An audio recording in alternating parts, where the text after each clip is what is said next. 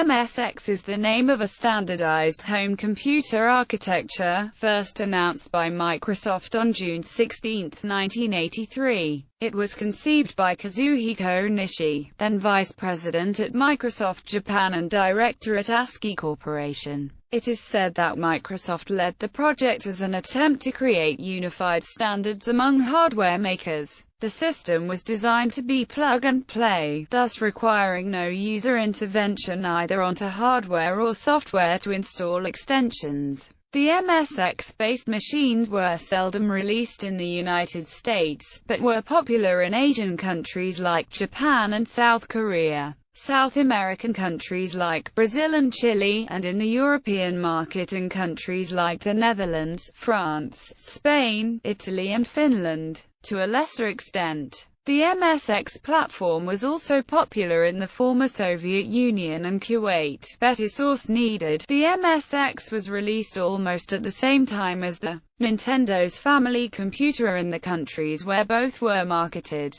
becoming Nintendo's main competitor. It is one of the major platforms for which major Japanese game studios, such as Konami, Sega, Compile, Qualcomm and Hudson Soft, produced video game titles. The Metal Gear series, for example, was originally written for MSX hardware. History. In the early 1980s, most home computers manufactured in Japan, such as the NEC PC6001 and PC8000 series, Fujitsu's FM7 and FM8, and Hitachi's Basic Master featured a variant of Microsoft's Basic Interpreter integrated into their onboard ROMs. The hardware design of these computers and the various dialects of their ROM basics were incompatible. Other Japanese consumer electronics firms such as Panasonic, Canon, Casio, Yamaha, Pioneer, and Sanyo were searching for ways to enter the new home computer market. Nishi proposed MSX as an attempt to create a single industry standard for home computers. Inspired by the success of VHS as a standard for videocassette recorders, many Japanese electronic manufacturers along with Gold Star, Philips and Spectra Video built and promoted MSX computers. Any piece of hardware or software with the MSX logo on it was compatible with MSX products of other manufacturers. In particular, the expansion cartridge form and function were part of the standard. Any MSX expansion or game cartridge would work in any MSX computer. Nishi's standard was built around the Spectra Video SV328 computer. The standard consisted primarily of several off-the-shelf parts. The main CPU was a 3.58 MHz Zilog Z80. The graphics chip, a Texas Instruments TMS9918 with 16 kilobytes of dedicated RAM. The sound and partial I/O support was provided by the i3-8910 chip manufactured by General Instrument,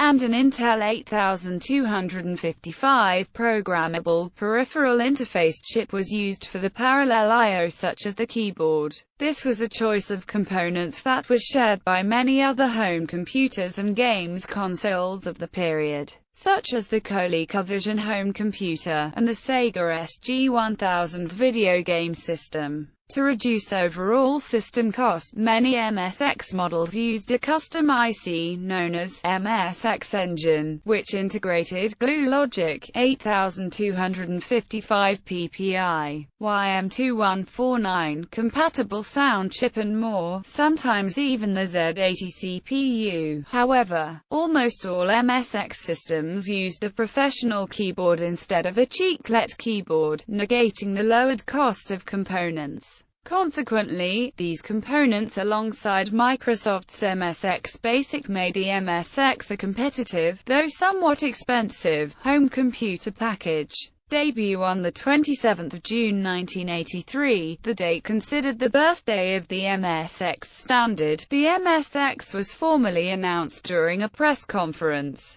A week later, several large Japanese electronics firms announced they would be introducing MSX machines. Among them were industry heavyweights such as Canon, Fujitsu, Hitachi, JVC, Mitsubishi, National, Sanyo, Sony, Toshiba and Yamaha. Also announcing support for MSX was Korea's Gold Star, now LG, and US Hong Kong company Spectra Video. During the previous 2 decades, Japanese firms had come to dominate a number of industries. Watches, cameras, motorcycles and cars were all rapidly becoming Japanese-led. More recently, Japanese electronics firms had come to dominate stereo systems and televisions, and had largely created and then dominated the home video recorder market. A new wave of anti-Japanese sentiment was taking hold, this time commercial, and there was widespread concern that Western companies would be overtaken. However, the designs, largely made of commodity parts, were not competitive with the more heavily customized machines from the US and Europe, notably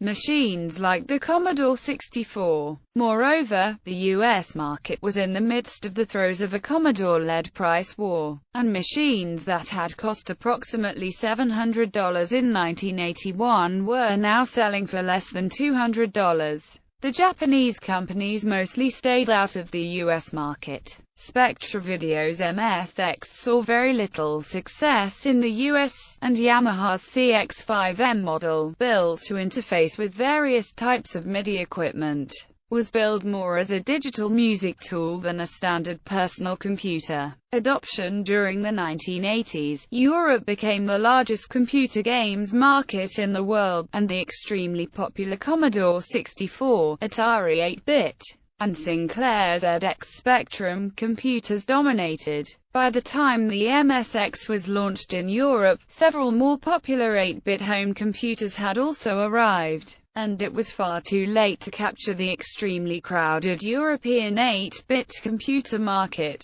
A problem for some game software developers was that the method by which MSX1 computers addressed their video RAM could be quite slow compared to systems that gave direct access to the video memory. This, and the fact that the completely different features the MSX1's video chip had to compensate for the slower video access were not efficiently used, while porting software made the MSX1 appear slower when running ported games. Some minor compatibility issues also plagued ported Spectrum games. For example, the Toshiba HX10 machine was unable to read certain key combinations at the same time, preventing the Spectrum standard of QAOP steering, whereas machines by other manufacturers worked fine. Later games tended to use the MSX1 joystick port, or used the MSX's official arrow keys and space bar, or offered the option to choose other keys with which to control the program, solving the problem. A larger problem was that the designers of the MSX standard bank switching protocol did not prescribe to hardware manufacturers in which banks the cartridges and, more importantly, the RAM should be found. Often programmers assumed that the RAM and cartridges would be available at a default bank switch location. In reality, some systems had their RAM or cartridge slot not at the default location, but at another bank switch location. In those cases, programs failed to run because they only saw 32 kilobytes of the available memory, instead of the full 64 kilobytes that almost all MSX1 machines offered. All other mainstream MSX1 machines offered at least the full 64 kilobytes of RAM, with a very few exceptions, such as some early Philips MSX1 models or the Casio PV7, a low-budget MSX targeted for playing games, which has only 8 kilobytes. Evolution MSX spawned 4 generations: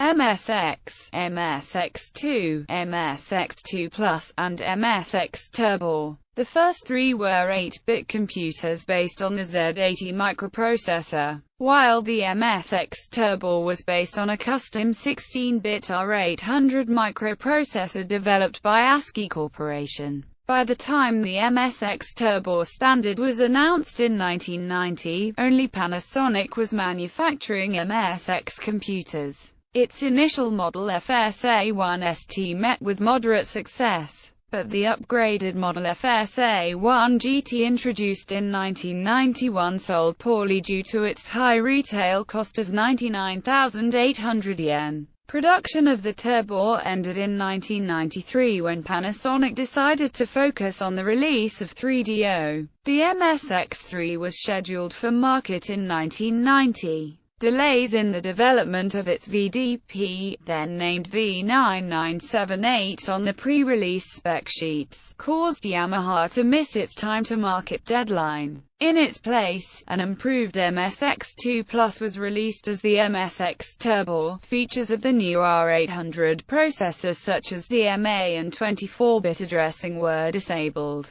The VDP was eventually delivered 2 years after its planned deadline, by which time the market had moved on. In an attempt to reduce its financial loss, Yamaha stripped nearly all V9958 compatibility and marketed the resulting V9990E VDP3 as a video chipset for PC VGA graphic cards, with moderate success. Sony also employed the V7040 RGB encoder chip on many other products. MSX Fan magazine also mentions the then impressive power of the V9990, being able to compete with much more expensive hardware such as the Sharp X68000. Impact MSX never became the worldwide standard that its makers had envisioned, mainly because it wasn't successful in the US and the UK. Before MSX's lack of success in these markets became apparent, US manufacturer Commodore Business Machines overhauled its product line in the early 1980s and introduced models such as the Plus 4 and Commodore 16, that were intended to better compete with the features of MSX computers. However, in Japan, South Korea, Argentina, and Brazil, MSX was the paramount home computer system of the 1980s. It was also quite popular in continental Europe, especially in the Netherlands and Spain.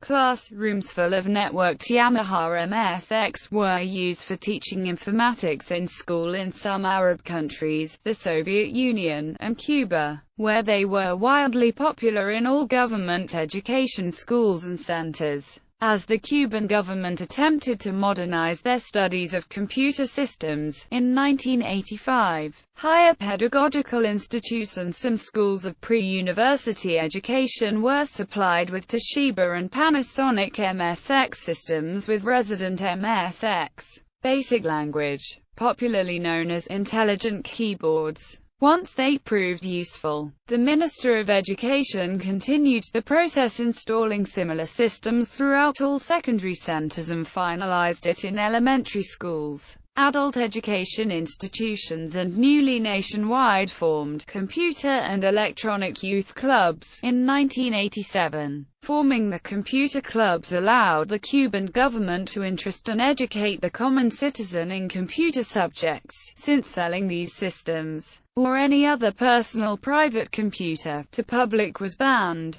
In the 1980s, SAC Computers started the production of the first Arabic version of MSX computers. They started producing a Yamaha AX100 and a few other models, including MSX2 and MSX2 Plus. The most popular and affordable model within Arab states of the Persian Gulf was the SAC MSX AX170. They were also the first to Arabize BASIC and the MSX logo. Al-Alamiya produced other common models, including AX100, AX123, AX150, AX170, AH200, AX200, AX230, AX235, AX250, AX330, AX350i, AX350i, AX355, AX370, AX500, AX550, AX660, and AX990. The only MSX console with a Famicom game slot in the MSX computer is AX330. The user can switch between MSX and Famicom modes by pressing a button on the back of the computer. The other variants, which are compatible with the Sega Mega Drive, are the AX660 and AX990. Many MSX computers were used during the 1980s in Eastern European countries as a tool for subtitling pirated films on VHS or Betamax cassettes.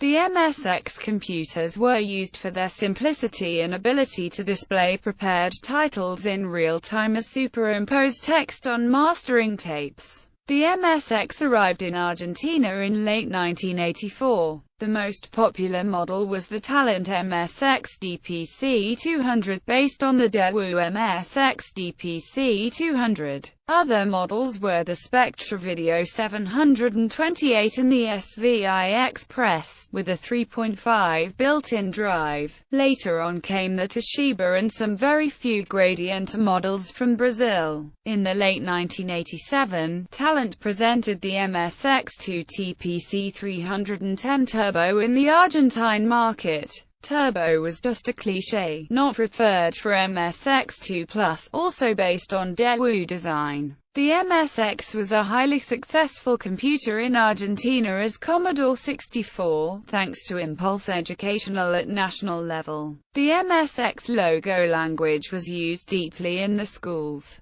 MSX II Plus never entered into production in Argentina and MSX ceased in 1990. In total, 9 million MSX computers were sold in Japan alone, along with 200,000 in the United Kingdom, making it relatively popular but still not the global standard it was intended to be. In comparison with rival 8-bit computers, the Commodore 64 sold 17 million units worldwide in its lifetime. The Apple II sold 6 million units. The ZX Spectrum over 5 million units. The Atari 8-bit sold at least 4 million units. The Amstrad CPC sold 3 million units. And the Tandy TRS-80 Model 1 sold 250,000 units. One MSX2 machine, from Sony, was launched into space on board of a Russian Mir spacecraft. One professional broadcast video workstation based on Sony Hitbit HBF 900 MSX2 computer and HBIF 900 AV creator was also very known in Japan. Similar systems. The system MSX most closely resembled was the Spectra Video SV328 home computer. This led to a new and short-lived kind of software cracking, converting. Since the MSX games were unplayable on the SV328 computer, SV328 crackers developed a method of modifying the games to make them work on the SV328. In most cases, this included downloading the MSX BIOS to the SV328 from tape or floppy disk. Spectra Video later launched the SV728, which completely adhered to the MSX standard. The Sega SG-1000, the Memotech MTX and the ColecoVision all have many similarities with the MSX1 standard, but none are really compatible with it. Porting games between those systems is somewhat easy. It was also very common to port games from the ZX Spectrum to the MSX, since both have the same CPU. The Spectrum 128 had the same sound chip, and the ZX Spectrum's graphic mode could be easily emulated on the MSX's Screen 2 mode. Localization. By default, MSX machine has hard-coded character set and keyboard return scan code handling algorithm, while MSX in overall has full application software compatibility at the firmware level coupled with its hardware level.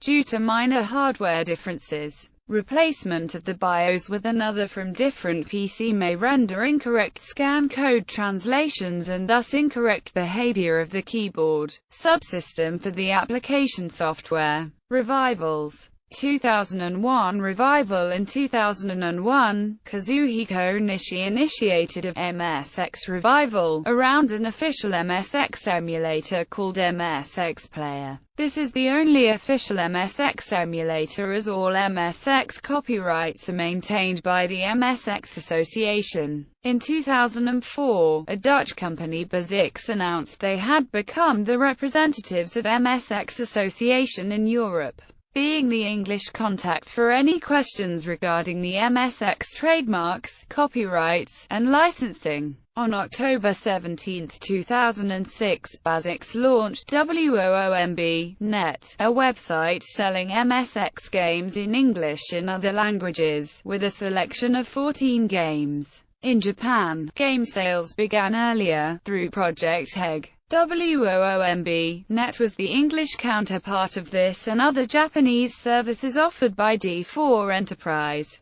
which also announced in August 2006 the launch of a new MSX2 compatible system called the One-Chip MSX, a system based on an Ultra Cyclone EP1C12Q240C8 FPGA. The One-Chip MSX is similar in concept to the C1, a Commodore 64 clone also built on the basis of a single FPGA chip. The new MSX system is housed in a box made out of transparent blue plastic, and can be used with a standard monitor and a PC keyboard. It has two MSX cartridge slots and supports the audio extensions MSX Music and SCC+. A SD, MMC flash card can be used as an external storage medium, emulating a disk drive, and can be used to boot MSX-DOS. Due to its VHDL programmable hardware, it is possible to give the device new hardware extensions simply by running a reconfiguration program under MSX-DOS. The One-Chip MSX also has two USB connectors that can be used after adding some supporting VHDL code. On June 7, 2008, the MSX Resource Center Foundation reported that the MSX trademark had moved from MSX Association to the MSX Licensing Corporation, referring to a Benelux trademark register page of MSX, which names the MSX Licensing Corporation as entitled entity till 28 October 2013. At that time, the website of the MSX Licensing Corporation that they linked to as source had a text saying, "We are planning to revitalize MSX, the innovative computer platform," on it. However, the website was later changed to contain only the logo of ITNY and Partners,